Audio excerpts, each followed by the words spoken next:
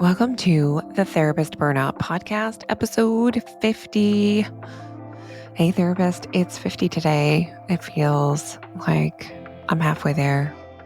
Living on a prayer, y'all. Oh my goodness, it's a Saturday. I've been recording on Saturdays. I keep telling myself I'm going to do it in a week, and it doesn't happen. And that's okay. So I'm here. I'm doing it, and I'm happy to show up for you wonderful people.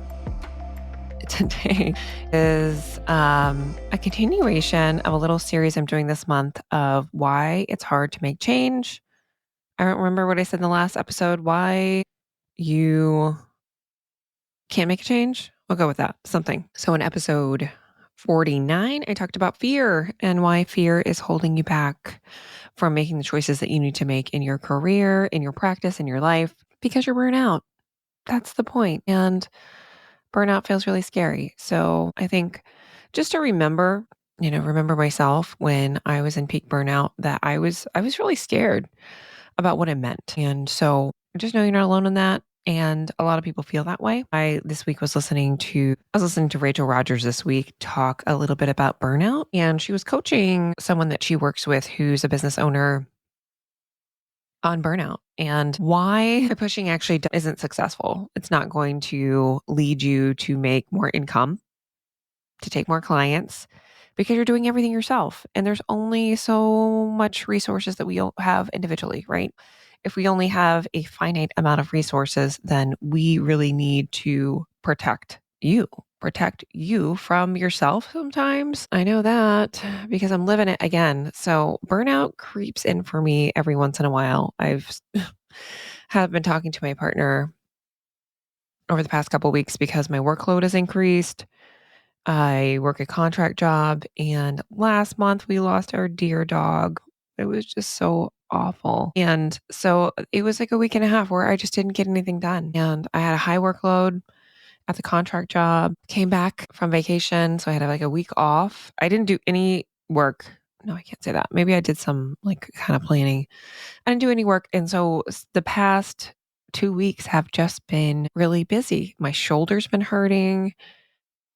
It's not been good, y'all. So I feel like the work that I do, it's not heavy from like a compassion fatigue perspective, but I am just prone to push myself because that's just my personality. I kind of dive deep into things. I want to take on all the things, and that's not really benefiting me. I've tried to set up some guardrails this year with that contract job to make sure that I am not going to burn myself out.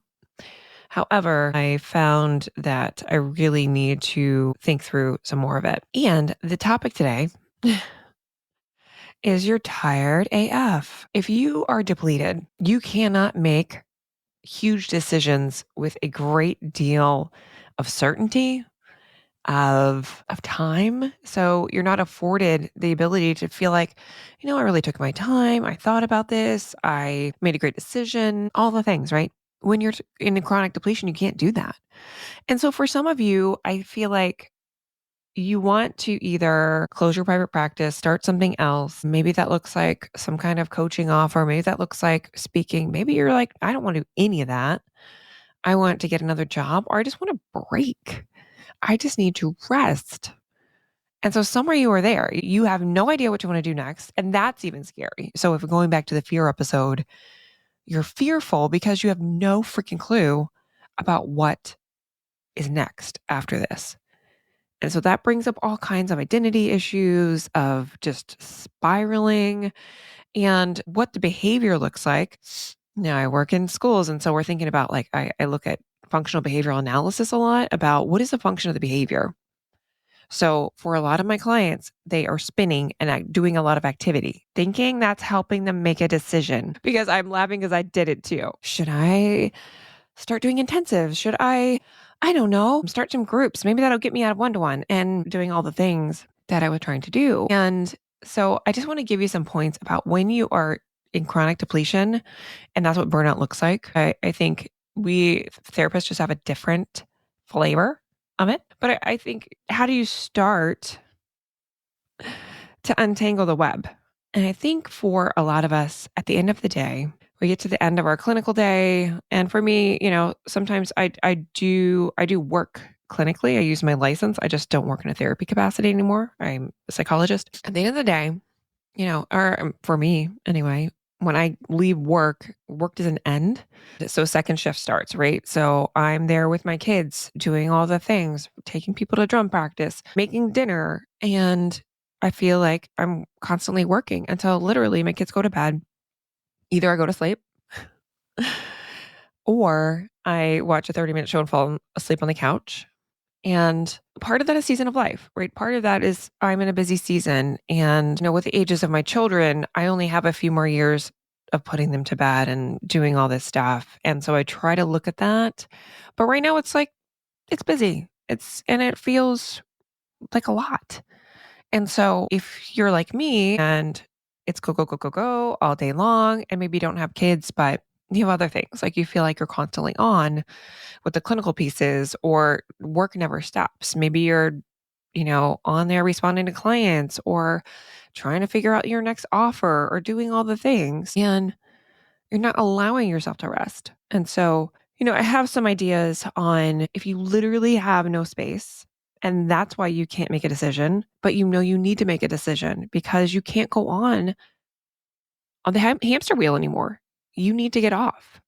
If you're tired and dreaming of working at Target, for me, I have a neighbor who weaves and they make these like mats. I live in Maine, the state of Maine, and they make these doormats like in front of your front door out of recycled boat line. And I was like, you know what? I could do something like that. I could, you know, do anything besides constantly give in my job. And I feel like it's creeping up. This is like a little call to Jesus for myself today, y'all, because yeah, I have to start listening to my body more and more when it tells me things because it starts to creep in. So the first one would be to learn how to rest. It's so simple, but it's challenging to learn how to rest and to really accept deep rest in your life and know that you have to do it. And there's no other way around it. So Rachel Rogers this week was saying to her coaching client, you need to become an expert on rest. And maybe you talk to your clients about this, but I know we are not the ones that take the advice very easily. So I want you to think about nervous system deep rest, right? What does that look like for you? Because I think it's a different recipe for each person that I talk to. And I come from neuro rehab where literally, if you've had a brain injury, especially with like a post-concussion syndrome, so I worked with a lot of folks post-concussion, and if they did not rest as they needed, they would be in the bed for 2 to 3 days. And sometimes I see this with therapists. Their burnout has gotten to a certain degree where they are in the bed. Your body just gives out and says, no more. You get sick a lot. You're having health problems. That is a sign of chronic stress and it's more end stage burnout. So I'd like you to really think through if you don't take rest, it will take you out. You will get sick. You will be in the hospital. I've heard some people say, I wish recently I had a client tell me, as they were in the process of closing their practice, they were saying like, I got really sick, but it wasn't like I was in the hospital. I kind of wish I was. So I had an excuse. That's tough. That's tough when you feel like there's no space for you to care for yourself. And, understandably, it was a season for that person, but I think a lot of us feel that way. If I was legitimately sick, quote unquote, that I could have that deep rest that I need. And so I think through the work I did as a therapist with folks with brain injury, and I really had to stress to them, if you don't take the breaks like you need to take them throughout the day, throughout the week, you will be taken out and you won't have a choice but to be in bed for 2 to 3 days. For some people, especially early on in their recovery, typically they kind of built in and recovered and were able to kind of build their window of tolerance for ability, to just live their life, right? Go to the grocery store, do kind of those basic everyday tasks. And I think that, that can happen for therapists, but it really takes a solid time in getting deep rest and your body feeling like it knows that you're going to take care of it. Because otherwise we go into fight or flight and your body's like, oh, nope, we are not doing this today. Not today. And many times, I think initially when I came out of working, it's almost been 2 years in March, where I've closed my practice, I was fearing burnout.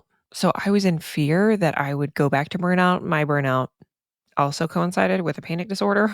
So talk about anxiety response and your nervous system telling you, no, we're not doing that.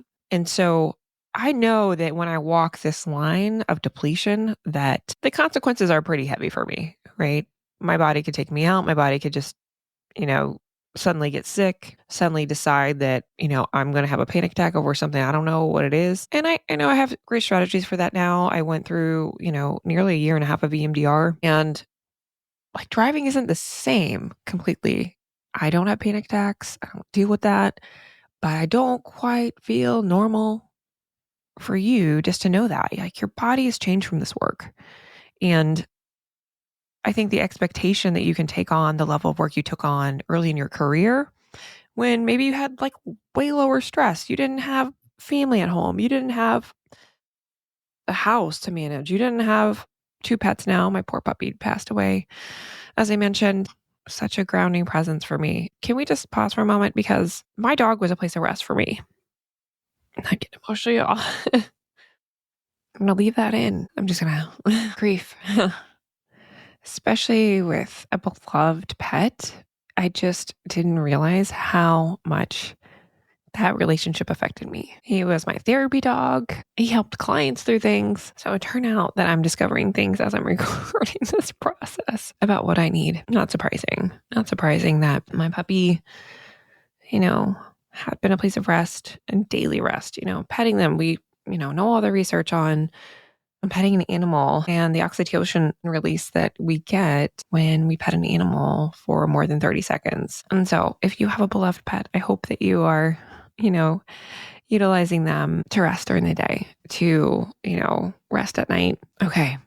I think I can talk again. So I lost my whole train of thought about my points on rest. I talked a little bit about my work with concussion. Yeah, grief, man. Grief, when we're in grief, and how that really destabilizes our nervous system. And I just don't have like that fur baby to help me regulate, which I'd had for 15 years. And so I think, yeah, when we have changes like that in our life, like our personal life causes this huge disruption in our life, whether that be the loss of a person or just chronic stress in a relationship, changes in our own relationship patterns. Maybe you've, broken up with a partner, or a partner's become sick, for example. So many different things that can help us not be able to rest. And so just having you think of all that and giving yourself space for what you need in this season. And just speaking of seasons, December, it's the most wonderful time of the year, right? My husband thinks I'm a Grinch. So he is a Christmas elf and loves Christmas. And I try to put on a good face, y'all. I really do. But it just feels like a lot of work. And he does a lot. He buys the presents. He does a lot of that. I wrap them. I don't know. It just feels like a lot of work to me. I'm happy for when it's over and when I can just sit at the end of the day on Christmas. So my whole point of trying to rest more on Christmas this year is getting to the point after like the hustle of the Christmas kind of opening and stuff like that. I just want to do absolutely nothing, like nothing. Like I just want to sit in the chair like most of the day and let the kids play with their toys. We'll just heat up leftovers because I don't feel like I want to eat after like the food marathon that's going to happen between Christmas Eve night and the next day. I'm not hungry for Christmas dinner. Communicated that need, that I don't need to cook again, hoping that's going to be honored. It will be. It's fine. Yeah. So what do you need to rest this month? So let's just start with like today, this week, this month. So I've thought through the holiday and what I need to rest. I'm going to try to take care of my future self today by wrapping presents. That's on my agenda. So I don't get into right before the holiday of needing to wrap presents and stuff like that. So that's one thing. Yeah, I have not set myself up well for next week. I have probably a lot of writing to do with my contract job. Hopefully that will be all over tomorrow because I have to work through the weekend because of what I set myself up for. Anyway, so resting. Be an expert on rest. So I'm going to put that on a sticky note somewhere and just say, you are the rest expert. You talk to people about rest and you're not doing it, Jen. And that's humanity, right? If I know that my personality tends to push, I have to constantly remind myself, you can't do that. So I'm going to be asking for help. I have hired my house cleaner back. I'm going to find a way to make that work financially. I really love, a lot of people say a lot of times we're like wanting to hire in our businesses. If you can hire, if you have that availability, I didn't hire anyone until, gosh, I took on my own billing, did everything for, the first 6 or 7 years. And I hired a billing person, which I highly recommend if you're in private practice to not do your own billing because I was awful at it. Number one, I thought I was like, oh, it's so easy through this EHR. And I had an insurance based practice. You just can't navigate the system alone. I don't recommend it. So having someone you work with, if you're doing private billing, then maybe you're fine. Maybe it's easy. I don't know. I didn't have all private pay. So that wasn't my journey. So thinking of hiring help also at home, can you think about any support you need, like house cleaning or laundry or things of that nature that can help support you. So perhaps you can feel a little more rest. And if I take on one more hour of clinical work, I can get my house cleaned every week. And so what is that energy exchange for me? It's actually pretty easy for me to take another hour on of work and to get my house cleaned a week. That feels way more energizing for me if I think through that. So I just have to you think through that energy exchange. Is it one or two clients? And then you can hire some personal help at home or some laundry support. And, we just don't think to take on that rest, especially for female identifying folks, that, we should manage all that stuff in our home or like who has a house cleaner, who gets their laundry done. We just need to stop all that and think through, what do we need? What do we need? What do you need? Okay. Okay. And second, so the first one is rest. Be an expert in rest. That is your whole job. It's to learn how to rest again. Number two, think through your most depleting moments in your week. So I keep telling myself, I'm going to do a time study and look about my week and what the heck I'm doing all week because I feel like I'm doing a lot of work and I need to change that. So I am going to highlight my most depleting sessions, experiences, tasks, and really identify that. What are those things that I need support with?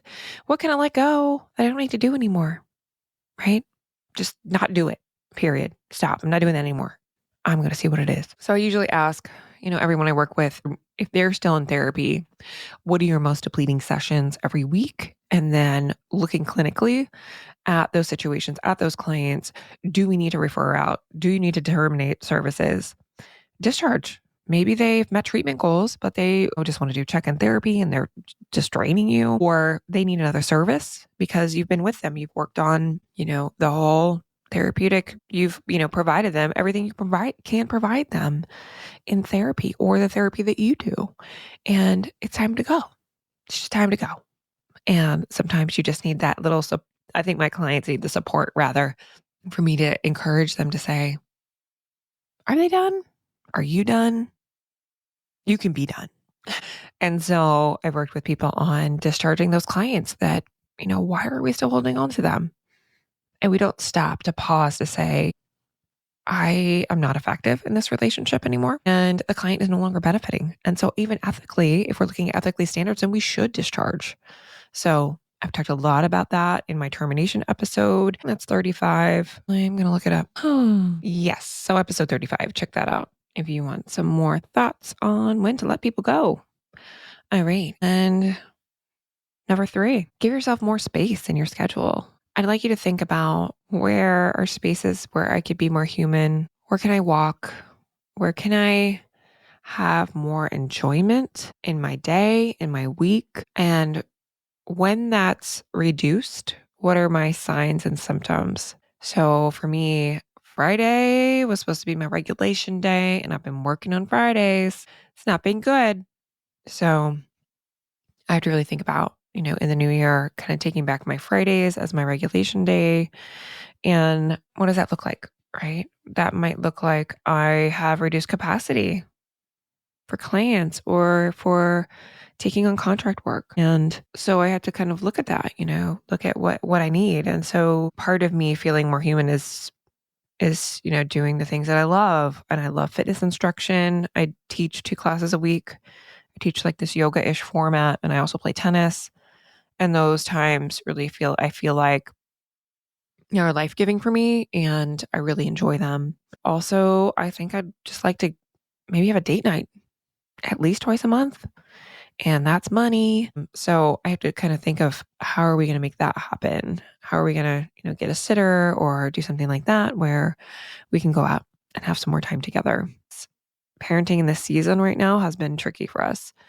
And yeah, our kids are with two active boys and it feels like everything in the house is breaking and lots of fights. So it's a lot of energy I think we're outputting right now in this season. And yeah, I think we need more time to be together. So that's one thing I think I need for you. Where do you need more space? Where can you be bored in your week? I know it's silly and I know we don't say like self-care is getting your nails done or doing the bubble baths, but it is weird. When I get a manicure, it's the only time my hands are truly tied up. I have to look at the wall and my mind wanders, and that's a good thing. And so it is a nice space for me to really unwind and allow myself to have, kind of a moment to myself. You can do that in so many ways, right? It doesn't have to be getting your nails done. For me, that's something that really helps. And it's not a weekly cadence for me to get my nails done, but it's just an extra special treat that I like. But what is that for you? Is that I go on a walk without my phone? Hard when it's cold, but I have to get back to it. I have to get back to it, even if it's a quick walk.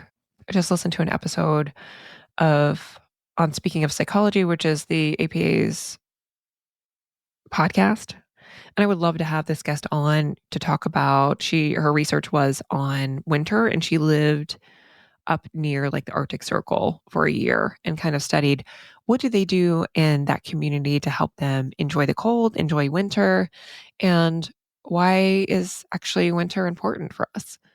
And so I've been kind of leaning into that talk a little bit because Winter and I have not had the best relationship. I don't love cold, but I do love a warm fire and kind of cozy clothes. And so I've been leaning into that a little bit, and I'd love to have her on just to talk a little bit about that. I thought about when she talked about when they don't have sun there, they also have kind of like sometimes 6 hours of like a sunset.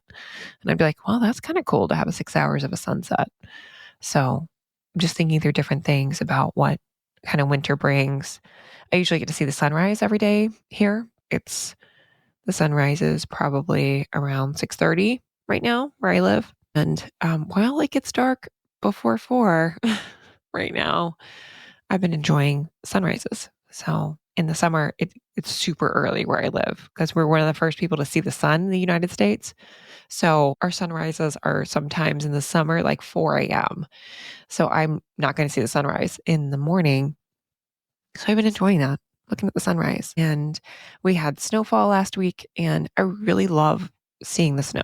It's beautiful. I digress. So I just have my notification on my computer that we're going to get some snow on Thursday, which is great for my kids. They were out all day playing in it when we had it. Looking forward to that. And I would just have you think of these things. Can you be an expert on rest if you're tired? Think of your most depleting times. Don't do it anymore. Just stop it. Giving you the stop it button. And 3, giving yourself space in your schedule to be human, to be bored, to have fun. There's so much great research on play and how that is regulating to the nervous system. The other thing that I do is, I think I mentioned I play tennis. My son is learning drums and he's getting a drum set. So I'm thinking of like taking up the drums. It's bilateral motion for my EMDR folks. We'll see what that brings to regulation. Okay. I hope you found this helpful. I do have a freebie for you. So I usually don't promote this one because it's like one of the first ones that I developed, but it fits so well with this topic, and it's little prompts on what you need to do before you quit. And it's really doing a deep dive into what is depleting me and my burnout. What are my next action steps kind of as I get away? I think looking at the depletion can help give us, I need to let that client go, or this environment I'm in is the thing that's depleting me. Sometimes it's hard for us to diagnose what's going on. And it can kind of give you those first steps in thinking of what needs to change. Because a lot of times we have no idea what even needs to change. So grab that guide. It's a freebie in the show notes. So if you're in a podcast player, just scroll on down and it'll be down in there and you can click on it and grab that free guide. All right. I hope you guys have a good one. Bye.